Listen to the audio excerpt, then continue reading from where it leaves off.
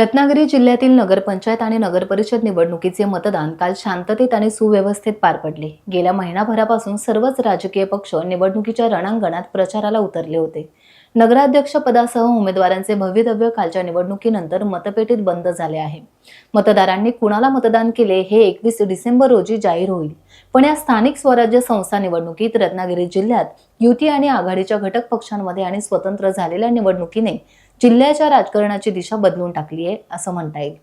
रत्नागिरी जिल्ह्यात सर्वात कमी सरासरीने 58% मतदान रत्नागिरीत झाले।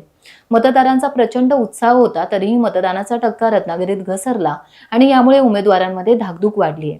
खेड, चिपळूण, राजापुरात मतदान जास्त झाल्याने तेथे यावेळी निवडणुकीचे चित्र सैराट पद्धतीने बहुमताच्या दिशेने राहील असं राजकीय तज्ञांचं मत आहे। लांजामध्ये तब्बल 71% मतदान झाले, ज्यामुळे या ठिकाणी तिरंगी लढत झाल्याचं समोर येत आहे। गुहागरमध्ये सर्वाधिक 75.26% मतदान देखील लक्षवेधी असे आहे, तर देवरुखमध्ये देखील 74.33% मतदान, खेडमध्ये 62.50% मतदान हे अनपेक्षित आहे, तर चिपळूणमध्ये 65% मतदान उमेदवारांना धक्कादायक ठरणार असल्याचं म्हटलं जात आहे।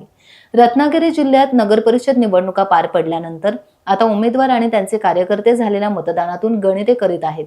काही कार्यकर्त्यांच्या मते कमी टक्का म्हणजे मोठा धक्का, तर काहींच्या मते जास्त टक्का म्हणजे जास्त धाकधूक।